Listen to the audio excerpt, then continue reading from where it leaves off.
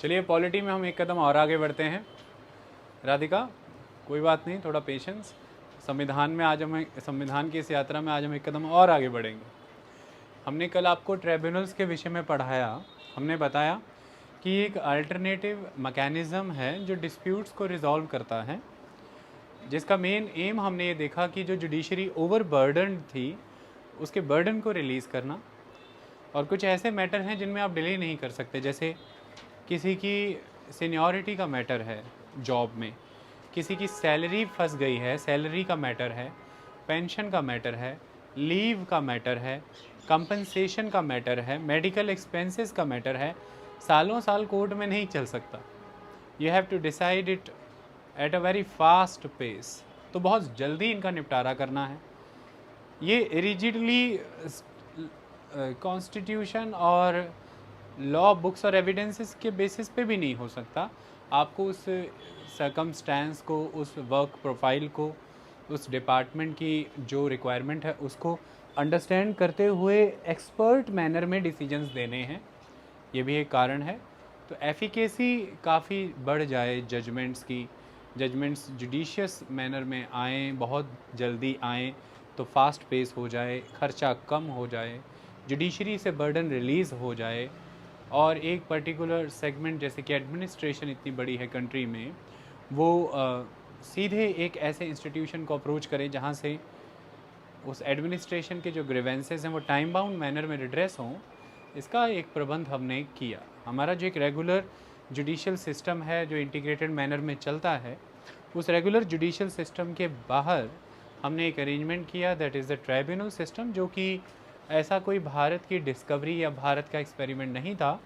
World की almost तकरीबन सभी डेमोक्रेटिक कंट्री में ये है, था, United States of America, Britain, हर जगह पर।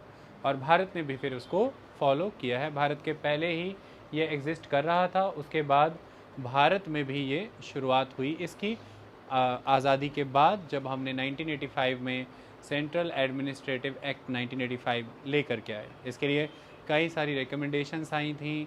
उन रिकमेंडेशंस के बारे में मैंने कल आपको बताया कि कैसे एडमिनिस्ट्रेटिव रिफॉर्म्स कमीशन ने रिकमेंड किया, कैसे जेसी शाह कमेटी ने इसके बारे में रिकमेंड किया, और उसके बाद स्वर्ण सिंह कमेटी ने रिकमेंडेशन दिया, और finally 42nd constitutional amendment act 1976 के तहत पार्ट 14A और उसके तहत आर्टिकल 323A और 323B आपने कॉन्स्टिट्यूशन में इंसर्ट किया, और उसी के बेसिस पर आज की डेट में आपके पास एडमिनिस्ट्रेटिव ट्रिब्यूनल्स हैं आर्टिकल 323A के तहत, और अदर मैटर्स के ऊपर जो ट्रिब्यूनल हैं वो आर्टिकल 323B के तहत। इन सभी के विषय में संपूर्ण जानकारी हमने कल ले ली।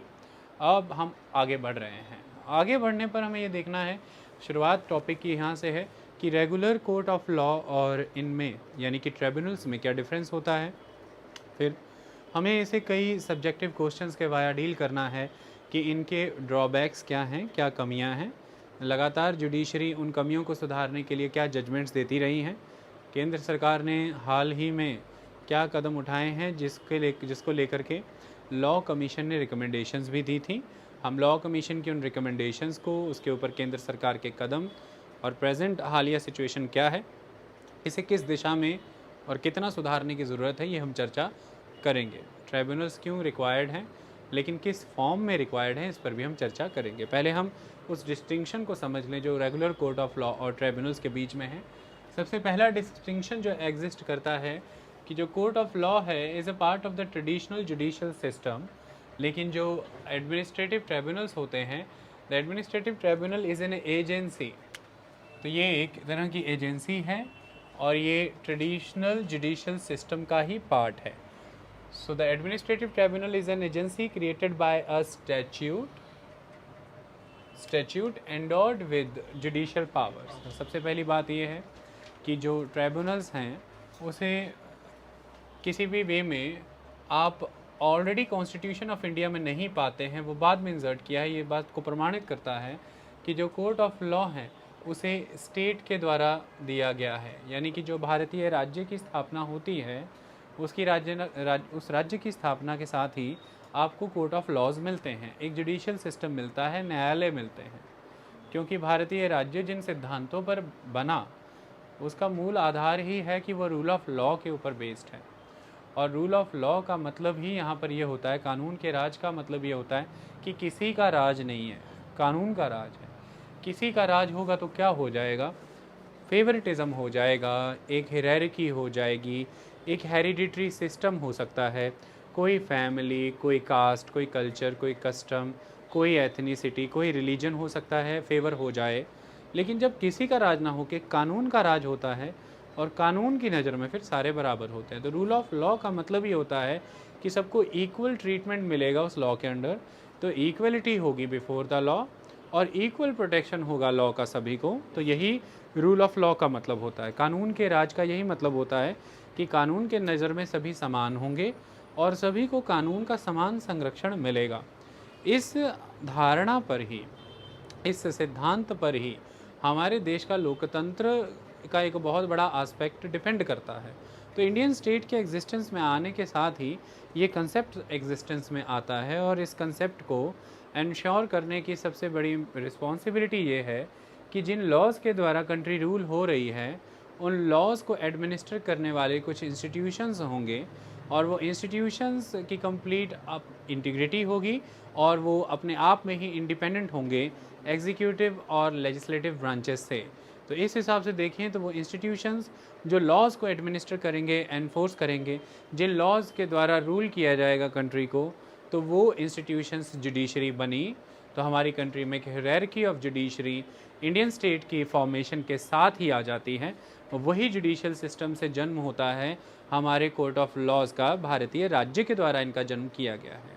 समय के साथ साथ कई तरह के इश्यूज़ खड़े हुए, कई तरह की समस्याएं भारतीय राज्य ने देखी। उन समस्याओं को जब हमने देखा तो हमने ये माना कि इनका हमें बहुत ही त्वरित गति से निवारण करना है, यानी कि बहुत स्पीडियर मैनर में इनको हमें रिजॉल्व करना है।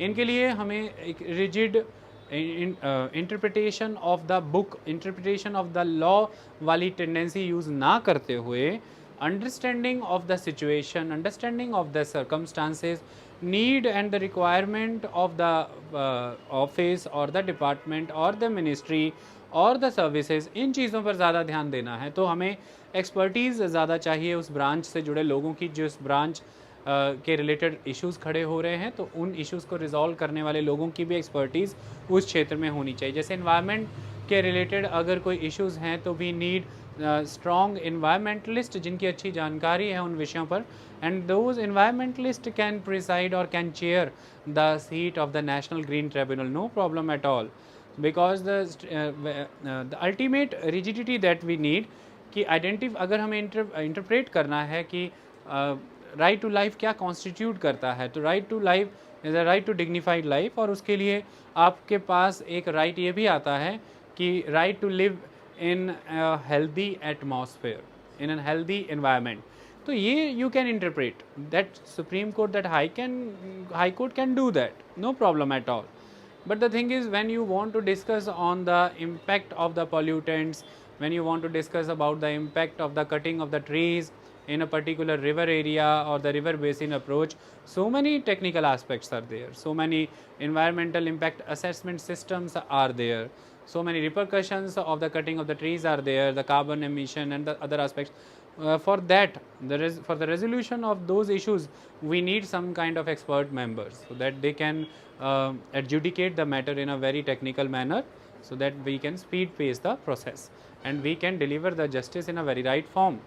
फॉर दैट आप एक इन्वायरमेंटलिस्ट को भी चेयरपर्सन बना सकते हैं एनजीटी का, no problem at all, national green tribunal, and if there will be any kind of breach of the Constitution of India, if there will be any kind of breach to the laws of the country, then High Court and Supreme Court, they both are there to provide the remedies to that. They both are there to correct the flaws or correct the discrepancies connected with that, no problem at all. But at an initial stage, we need to resolve the main issue, the primary issue, that too with ultimate level of precision and technicality. For that, we need to onboard some kind of technical and expert person. For that, such kind of tribunals we always need. Okay? इसकी ज़रूरत है हमको, और वही काम वहाँ पर किया भी गया।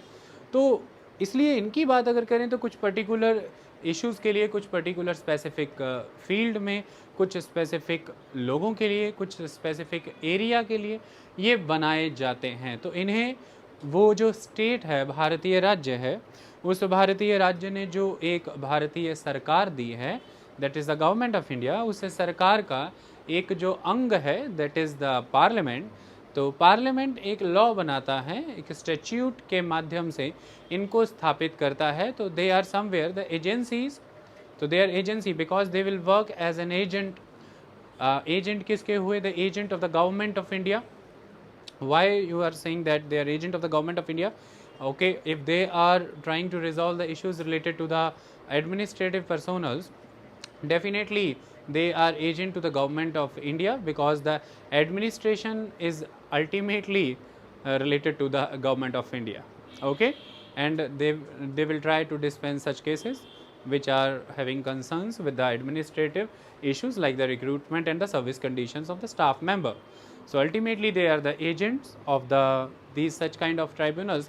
They are the agencies of the government, they are the agencies of the laws, simple. Okay, but law courts are there in itself to administer the laws, to justify the laws, to check the wires of the constitution, like the ultra virus tendencies of the laws, whether they are in sync with the constitutional provisions or they are in ultra virus condition. तो ये सारा system है, clear हुआ? तो अगर आप बात करें तो कोर्ट ऑफ लॉ है वो एक ट्रेडिशनल जुडिशियल सिस्टम का हिस्सा है, the original judicial system of the country. That judicial system is the bedrock of the democratic state. That judicial system is the foundation of the country. It is very much original to the formation of the state, but the thing is it is an agency. And agency, what for what purpose we have created that agency? To achieve a specific task, to achieve a specific goal. That's why it is agency. When you want to achieve justice, when social, political, economic, you don't need to create agency. You need to achieve justice all the time, in all the spheres, in all the matters, for everyone. It is the judicial system of the country. It is a value, cultural aspect of the country. It is the court of law. But when you want to achieve some kind of particular aim, the objective, the task, which is of a particular character, which is related to the particular segment, that is by the agency. That is the tribunals. Okay? Income tax से जुड़ा tribunal, green tribunal, foreign exchange से जुड़ा tribunal, administration से जुड़ा tribunal, तो ये सब tribunal ही tribunal है. ओके, तो वो कहते हैं कि the administrative tribunal is an agency created by a statute endowed with judicial power. इनको हम शक्तियाँ देते हैं, जुडिशियल पावर. ओके, इनको कोई कोर्ट ऑफ लॉ को कोई जुडिशियल पावर देने की जरूरत नहीं है. They are the source of the judicial power. Okay, that is important.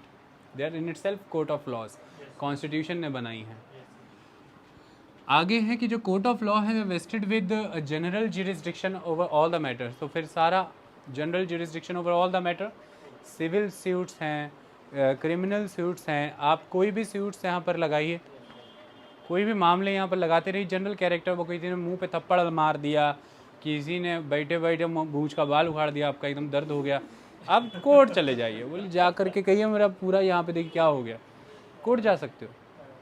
बोलो मेरा मान हानि कर दिया इसने, मीटिंग में बैठे थे, बहुत मीटिंग थी, एकदम से मेरा प्रपोजल पास हो गया, उठ करके आया, इसने पढ़ खींच दिया मेरा, पूरी मेरी ज़िंदगी भर की मेहनत ख़राब कर दी. पहले ऐसे करते थे ना, बाल मुड़वा देना किसी के, क्या है वो बाल मुड़वा, मूछें नीची कराना, मूछें नीची कर, ऐसा होता था ना, मूछें घुमाना चढ़ाना, ऐसे सारे मामले हैं सब. जो भी है पहुंच जाओ, तुम कोर्ट चले जाओ. सिविल मैटर, क्रिमिनल मैटर, कुछ भी मैटर चल रहा है तुम बस पहुंचो. लेकिन अब तुम्हारे जो है कि थप्पड़ ही 2 लगा दिए किसी ने, अब तुम लेकर एडमिनिस्ट्रेटिव ट्राइब्यूनल में तो नहीं चले जाओगे, है ना. तुम्हारी सैलरी का, पेंशन का, रिमूवल का, अपॉइंटमेंट का, रिक्रूटमेंट का, मेडिकल एक्सपेंडिचर का, LTC का, TADA का, कोई मसला सर्विस कंडीशन या रिक्रूटमेंट का है तो ठीक है तुम जाओ भाई वहाँ पर. अब वो जिस काम के लिए बना ही नहीं है तुम वहाँ जा रहे हो, है ना. सही बात है. अब घर पे बीवी और जो होता है शौहर, शोहर बीवी होता है क्या? हाँ। अब घर पे हस्बैंड वाइफ जो होता है वो जो लड़ रहे हैं और चले गए जाके ग्रीन ट्रिब्यूनल में, ग्रीन ट्रिब्यूनल तो नहीं यही कहेगा पेड़ लगाओ ठंडे रहो, लेकिन ग्रीन ट्रिब्यूनल ऐसे तो मैटर हैंडल नहीं करेगा ना। ग्रीन ट्रिब्यूनल दोनों को बोलेगा बेटी क्या बात है भाई, तो दोनों अगर किसी तरह से को पर्यावरण को बचाने, सुधारने या बिगाड़ने में है कुछ तो चलेगा। लेकिन जब कोई मामला घरेलू वायलेंस का है, घरेलू दंगा फसाद है, तो उसमें कहाँ ग्रीन ट्रिब्यूनल में जा रहे हो? तो वो जनरल जो है, जनरल ज्यूरिसडिक्शन उसका है ओवर ऑल द मैटर, क्योंकि वो तो स्टेट के द्वारा आ रहा है ना, न्याय देना है ना। तो किसी भी मसले से आपको कोई भी तंगी हो जाएगी। पुलिस ने उठा लिया एक एनवायरनमेंट कैंपेन करने वाली लड़की 22 साल की दिशा रवि, उसको आज अदालत ने बेल दे दिया। तो बेल के दौरान अदालत ने कुछ स्टेटमेंट्स भी दिए। उसमें अदालत ने बोला कि भाई आप जब फ्रीडम ऑफ स्पीच की बात करते हैं, ये बहुत अच्छा स्टेटमेंट एक अदालत का था, मैं उस पर्टिकुलर केस की बात चाहे ना भी करूं, आप जब फ्रीडम ऑफ स्पीच की बात करते हैं तो अदालत ने ये लाइन कही कि आपका राइट है कि आप मैक्सिमम ऑडियंस गेन करें। तो for that geographical barriers are not the barrier, you can go beyond the geographical barriers, and for that if you are communicating with the other with the entire world to get maximum audience for your cause, no problem at all. What is the problem with that? आपको क्या issue है कि वो किससे बात कर रही है, किससे जा रही, किससे नहीं? कोई आपके पास एविडेंसेस हैं तो लाइए, we will try. Otherwise freedom of speech में it is the right of the person कि that person can gain the maximum audience, वो भारत में है या विदेश में है। ओके, ये इस पे लेक्चर आएगा मेरा, बहुत डिटेल में लेक्चर करेंगे अपन, कोई दिक्कत की बात नहीं है, ये समझ में आ गया। आगे इसका देखिए कि deal with the service matters, so vested with limited jurisdiction to decide a particular issue. मैंने अभी बताया, सारा मैटर क्लियर ही आपको कि ये सिर्फ रिक्रूटमेंट और अपना सर्विस कंडीशन से जुड़े हुए मामले देख रहा है। बाकी जो अदर मैटर के लिए, जैसे इंटरस्टेट वाटर डिस्प्यूट, तो पानी के मसले को लेकर के, जंगल की आग के मसले को वो नहीं देखेगा। जंगलों में आग लग रही है तो वो नहीं बैठ जाएगा लेकर के, पानी का मसला वो नहीं बढ़ा।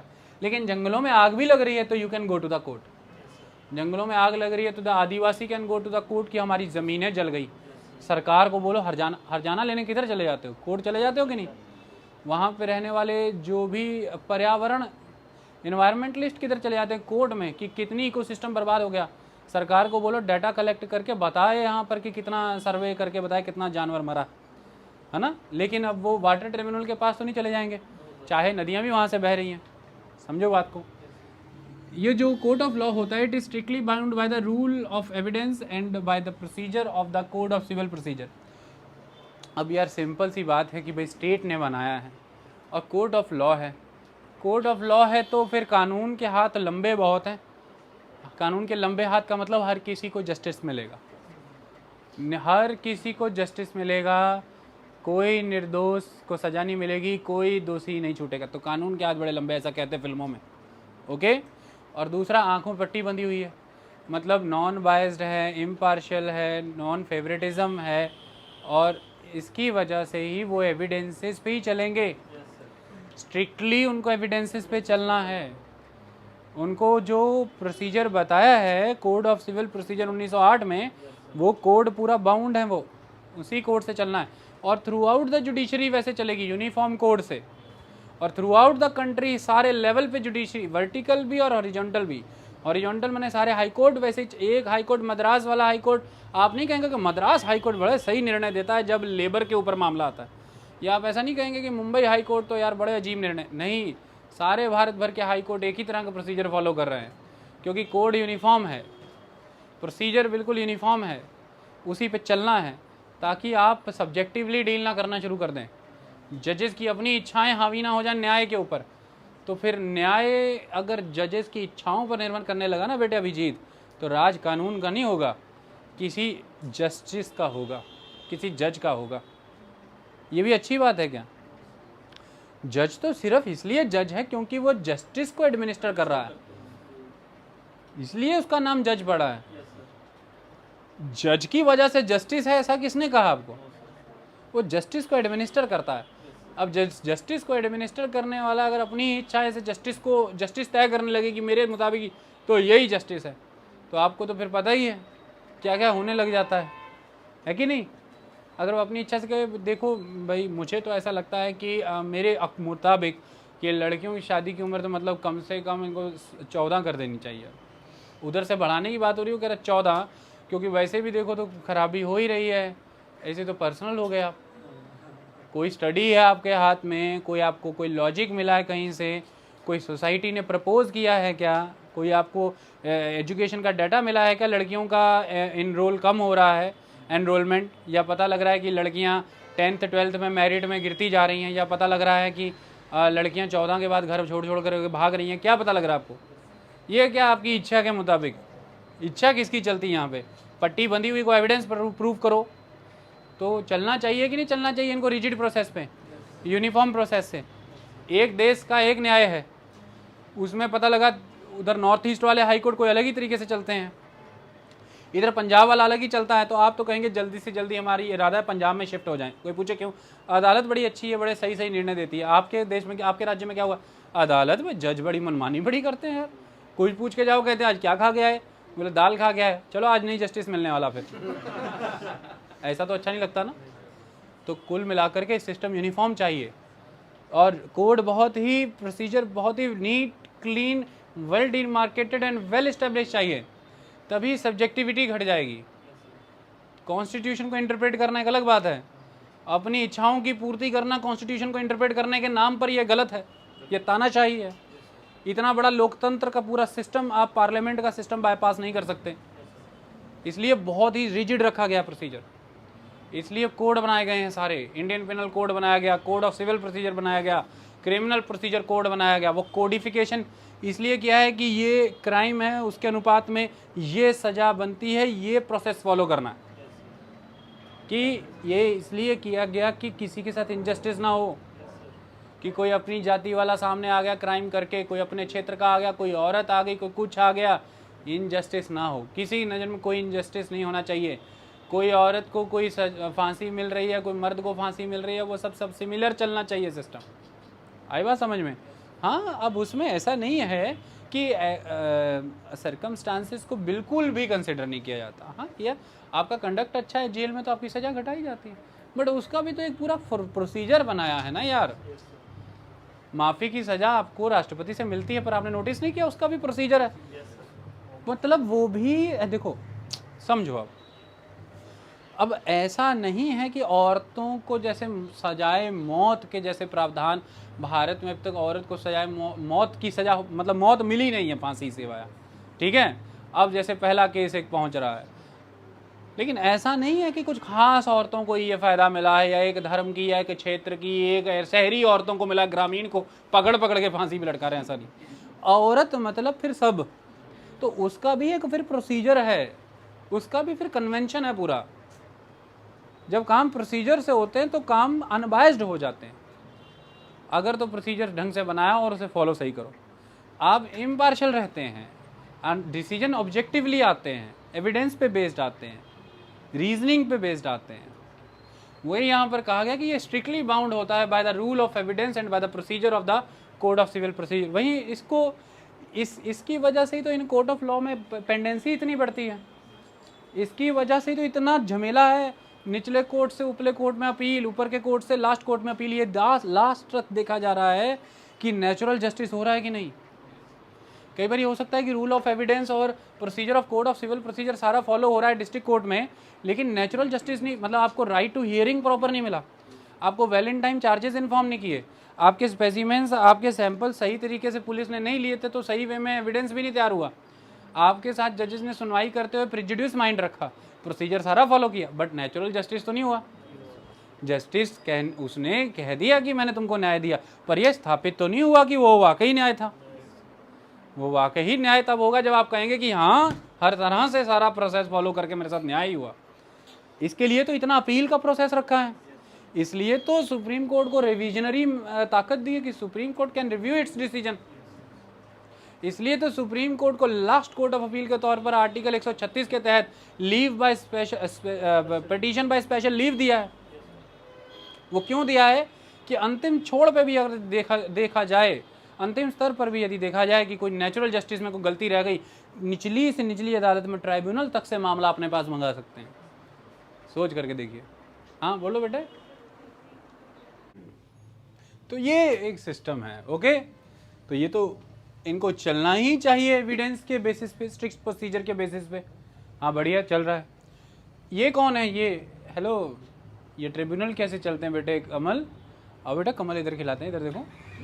दे are not bound by the rules of the evidence act and criminal procedure code unless the statute imposes such obligation. ऐसा क्यों बेटे? क्योंकि कोर्ट ऑफ लॉ में केसेस का बर्डन था, कारण था कि रिजिडिटी ऑफ द प्रोसेस, तो पेंडेंसी बढ़ती जा रही थी। अपन को उसको रिड्यूस करना था, तो अपन ने ट्राइब्यूनल बनाए। पहली बात, कोर्ट ऑफ लॉ में सबसे स्ट्रिक्ट एस्पेक्ट जो रहता है वो ये देखना रहता है कि इनजस्टिस नहीं होना चाहिए, पहला, और सारे के सारे जो प्रोविजंस हैं वो बाय कॉन्स्टिट्यूशन और बाय लॉ ही चलने चाहिए। तो ज़्यादा से ज़्यादा ये डिसाइड करना होता है, क्वेश्चन ऑफ लॉ, ये सारे इंपॉर्टेंट एस्पेक्ट होते हैं। यहाँ पर अगर आप बात करें एडमिनिस्ट्रेटिव ट्राइब्यूनल में, तो एक पर्टिकुलर स्पेसिफिक टास्क में आपको इश्यूज़ को रिजॉल्व करने से रिलेटेड डिसीजंस लेने हैं। तो ऐसे में यहाँ पर ये ज़्यादा देखा जाता है कि सर्कमस्टेंसेस क्या रहे। इसने छुट्टियाँ, देखो एक रूल है कि अगर आप इतने दिन की छुट्टी कर लेते हो इन्फॉर्म किए बिना, तो फिर आप जो है किसी भी तरह के कंपनसेशन के लिए एलिजिबल नहीं है, ठीक है। अब अगर कोर्ट ऑफ लॉ के तहत मान लो मैटर चल रहा है, तो वो रूल बुक मंगाएंगे कि मैनुअल क्या बोलता है। मैनुअल में है कि इतने दिन की छुट्टियां बिना बताए कर लिया तो फिर आप कंपनसेशन का अलाउ नहीं करेंगे। तो कोर्ट ऑफ लॉ क्या कहेगा? ओके द फाइन, ये आपने बिना इन्फॉर्म किए इतनी छुट्टी की है, ये ऑन रिकॉर्ड है और रूल ये बता रहा है, so you are not eligible for the compensation. But अभी यहाँ पर क्या हो रहा है? यहाँ पर वो देख रहे हैं कि सर्कमस्टांसेस क्या काउंट हो रहे थे। वो पर्सन सडनली बीमार पड़ गया इतना, या सडनली वो ऐसे एरियाज़ में फंस गया जहाँ से कम्युनिकेशन पॉसिबल ही नहीं बन पा रहा था। फिर इन सारी सिचुएशंस को वो कंसिडर करेंगे। उस पर्सन का पास्ट ट्रैक रिकॉर्ड देखा जा सकता है कि वो क्या हैबिचुअल ऑफेंडर है, क्या इस तरह से छुट्टियाँ ही करता रहता है क्या, so many things. For that अपन को कोई स्ट्रिक्ट प्रोसीजर नहीं चाहिए, अपन अपना प्रोसेस खुद रेगुलेट कर सकें, अपना प्रोसीजर खुद रेगुलेट कर सकें। मैंने कल बताया था, ऐसी आज़ादी दी जाती है ट्राइब्यूनल्स को। और code of civil procedure code की rigidities, evidence act, evidences are there, no problem at all, उन पर मैटर डिसाइड होगा। बट सिचुएशन भी है, सर्कमस्टांसेस भी हैं, तो इसलिए जो लोग उन फील्ड की एक्सपर्टीज़ ज़्यादा रखते हैं उनको ज़्यादा अपॉइंटमेंट्स यहाँ पर तरजीह दी जाती है। लेकिन इन सब के बावजूद भी ध्यान रखना है कि नेचुरल जस्टिस फॉलो होना चाहिए, क्योंकि आप काम तो एक जुडिशियल बॉडी के तौर पे कर रहे हैं, तो नेचुरल जस्टिस तो होना ही चाहिए। तो इसलिए यहाँ पर चीज़ें फास्ट और स्पीडी मैनर में हों, बर्डन ना बढ़े केसेस का, रिजिडिटी फॉलो ना हो, इसलिए ही फास्ट हो पाएगा। समरी मैनर में केसेस डील हो जाते हैं यहाँ पर कई बार, और सर्कमस्टेंसेस को ज़्यादा ध्यान में रखा जाता है, एक्सपर्ट एस्पेक्ट से चला जाता है, इसलिए ये बाउंड नहीं होते हैं उस तरह के एविडेंसेस एक्ट के तहत, code of civil procedure code के नियमों के तहत। ये नेचुरल जस्टिस कंसेप्ट से बहुत बाउंड होते हैं, क्योंकि देना तो न्याय ही है। आई बात समझ में? इसके अलावा देखा जाए तो ये कहते हैं कोर्ट ऑफ लॉ कि presided bye an officer expert in law. ये मोस्टली इसमें वही ऑफिसर्स, चेयरमैन, वही लोग डिसाइड करते हैं जो लॉ में एक्सपर्ट होते हैं। बट मैंने आपको कल ट्राइब्यूनल के मामले में बताया था कि ऐसा ज़रूरी नहीं है कि चेयरमैन लॉ मेंबर ही हो, चेयरमैन नॉन लॉ मेंबर भी हो सकता है, हमने ऐसा डिस्कस किया था। इसके अलावा अगर हम यहाँ पर देखें तो मैंने आपको ये बताया था कि एक जुडिशियल मेंबर होना चाहिए, ऐसा कहा गया है। लेकिन इसके अलावा ये कहीं पर भी नहीं कहा गया है कि नॉन जुडिशियल मेंबर्स नहीं आ सकते, इसके पार्टिसिपेंट नहीं बन सकते, मेंबर्स नहीं बन सकते हैं, या फिर चेयर नहीं कर सकते हैं उसको। तो इसलिए लिखा है कि not mandatory in every case that the members need to be trained and experts in law. मैंने बताया कि एक एनवायरमेंटलिस्ट भी चेयर कर सकता है किस चीज़ को, एनजीटी को, नेशनल ग्रीन ट्रिब्यूनल को। और इसमें मैंने आपको कल बताया था कि चेयरमैन होता है, वाइस चेयरमैन होता है, जुडिशियल मेंबर होता है एंड अदर मेंबर्स होते हैं, जिसमें administrative members, accountant, technicians, technical department से आने वाले लोग, सो मैनी मेंबर्स। ओके, सो ये मैंडेटरी नहीं है, क्योंकि इसको एक्सपर्ट मैनर में केसेस को डिस्पेंस करना है, तो ज़रूरी नहीं है कि लॉ एक्सपर्ट्स ही यहाँ पर होंगे, वो फील्ड एक्सपर्ट्स, वो टास्क एक्सपर्ट्स, वो डिपार्टमेंट एक्सपर्ट्स भी हो सकते हैं। Okay, that is important.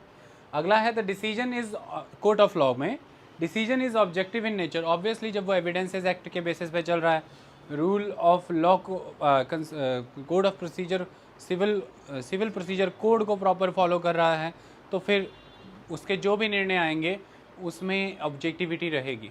जो एविडेंसेस ने दिखाया, जो बताया, जो एक्ट के तहत प्रोविजंस थे उसके तहत उसी के अनुपात में निर्णय आ गया। लेकिन जब आप चलते हैं ट्राइब्यूनल्स में तो डिसीजंस सब्जेक्टिव रहते हैं, सिचुएशंस को ध्यान में लिया जाता है, सर्कमस्टेंसेस को मैंने बार बार बता रहा हूँ ये बात कि उनको संज्ञान में लिया जाता है। इन चीज़ों को ध्यान में रख करके आप निर्णय देते हैं, तो परिस्थितियों को समझने की कोशिश की जाती है, तो इसलिए वो वहाँ पर सब्जेक्टिविटी रहती है। इसी वजह से ये कहा भी जाता है कि रूल ऑफ लॉ यहाँ पे ब्रेच हो जाता है, इसलिए कहा जाता है कि फेवरेटिज्म हो जाता है, इसलिए कहा जाता है कि पार्शियलिटी हो जाती है, क्योंकि जहाँ सब्जेक्टिविटी है फिर वहाँ पर ये हो जाता है। अगला है the bound by court of law bound by the precedents principle of res judicata and the principle of natural justice. Precedents यानी कि अब तक कैसे क्या क्या डिसीजंस दिए हैं जुडिशरी ने, किस किस तरह के कंसेप्ट्स आज दिन तक बनाए हैं, इस्टेब्लिश किए हैं, क्या कन्वेंशंस रही हैं, क्या सिस्टम रहा है। रेस जुडिकाटा कि क्या सिस्टम इस्टेब्लिश करता है लॉ का उस कंट्री के अंदर, क्या कोड एग्जिस्ट करते हैं, उनके तहत चलना होता है, और नेचुरल जस्टिस। लेकिन वहीं अगर आप ट्रिब्यूनल्स की बात करें तो प्रेसिडेंट से बाउंड नहीं होते हैं वो, ऐसा कुछ भी नहीं है। हर मामले को नए नज़रिए से देखना है, नई सिचुएशंस, क्योंकि जब आप सिचुएशन के बेस पे चलते हैं, सरकमस्टांसेस के बेस पे चलते हैं, तो situation circumstances to person vary कर सकती हैं, मैटर टू मैटर वेरी कर सकती हैं, एरिया टू एरिया वेरी कर सकती हैं, ये सारी चीज़ें वेरी कर सकती हैं। So you can not work on the precedents, you can not work on the res judicata system, but you must conform with the natural justice because you are working as a judicial body. Okay, so that is the aspect. Seventh point कहता है कि can decide the validity of the legislation. Review की ताकत जो है वो court of law के पास होती है, और अगर आप रिव्यू की शक्ति रखते हैं तो आप वैलिडिटी को तय करते हैं कि लॉज आर वैलिड और नॉट वैलिड। आई बात समझ में? इसी तरह से अगर हम देखें तो यही हुआ लंबे समय से कि ये जो एडमिनिस्ट्रेटिव ट्रिब्यूनल बनाए हैं, इनके बनाने की वजह से जब आपने हाई कोर्ट की जुरिस्डिक्शन को एक्सक्लूड किया, तो आपने हाई कोर्ट का आर्टिकल 226-27 वाला जुरिस्डिक्शन जब एक्सक्लूड किया, तो एक तरह से रिव्यू की ताकत भी हाई कोर्ट की चली गई। इसी को ही 1997 के चंद्र कुमार केस में सुप्रीम कोर्ट ने कहा कि हाई कोर्ट की रिव्यू पावर कभी भी कॉम्प्रोमाइज़ नहीं हो सकती। सो केसेस अपील में जा सकते हैं ट्रिब्यूनल्स के हाई कोर्ट में। हाई कोर्ट में ट्रिब्यूनल का केस अपील के माध्यम से जा सकता है, लेकिन ओरिजिनली ये ख़त्म कर दिया गया था, बाद में ये कर दिया गया। तो इसी तरह से अगर हम इनकी बात करें एडमिनिस्ट्रेटिव ट्रिब्यूनल की, तो ये जिस पर्टिकुलर टास्क के लिए बनाए गए हैं और जिस पर्टिकुलर एक्ट के तहत बनाए गए हैं, उस एक्ट के तहत जो इन्हें जुरिस्डिक्शन दिया है, जो अथॉरिटी दी है, जो पावर दी है, और उस एक्ट के जो प्रोविजंस हैं उसके कॉन्टेक्स्ट में इन्हें पूरी ताकत है कि उस एक्ट के प्रोविजंस को वहाँ पर डिस्क्राइब करें, एक्सप्लेन करें, वैलिडिटी उनकी इस्टेब्लिश करें। लेकिन अदरवाइज़ इनके पास रिव्यू की ताकत नहीं होती। They are not eligible to judicially review the laws, the conventions और द ट्रीटीज़ और anything. They can not decide कि ये कॉन्स्टिट्यूशनल है या अनकॉन्स्टिट्यूशनल है। कोर्ट ऑफ लॉ ऐसा कर सकता है, ट्रिब्यूनल्स ऐसा नहीं कर सकते हैं। ट्रिब्यूनल्स के एक्ट में उनका जुरिस्डिक्शन, उनकी अथॉरिटी, उनका पावर सब कुछ मेंशन होता है। एक पर्टिकुलर मैटर के लिए उन्हें इस्टेब्लिश किया गया है, उसके तहत एक एक्ट लाया गया है, और उस एक्ट के तहत जो जो उन्हें शक्तियाँ प्रदान की गई हैं उसको संज्ञान में लेते हुए वो उनको परिभाषित कर सकते हैं। लेकिन अगर आप उनके सामने ये कहें कि जनरल जुरिस्डिक्शन उनके पास है कि वो कानूनों की वैलिडिटी तय करते हैं, ऐसा पॉसिबल नहीं है। They can not decide the validity of the law legislation. It is that is the power vested with the court of laws. Another aspect is कि जो कोर्ट ऑफ लॉज होते हैं ये इन्वेस्टिगेटरी कहाँ होते हैं, ये खुद से इन्वेस्टिगेशंस कहाँ करते हैं। Investigation bodies are there, CBI is there, enforcement director is there, central institute of ये central investigation department CID is there, so many departments are there, central intelligence, so many departments are there. वो अपने level पे investigation करते हैं। Police करती है, income tax department करता है, ये सारे इन्वेस्टिगेशंस करते हैं।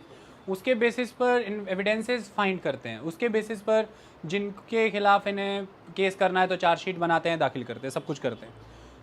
कोर्ट तो उसके ऊपर ही अपना निर्णय देता है। कोर्ट अब इन्वेस्टिगेशंस के बेसिस पर जो एविडेंसेस निकल के आते हैं, उनके बेसिस पर अपना डिसीजन लेवल करता है।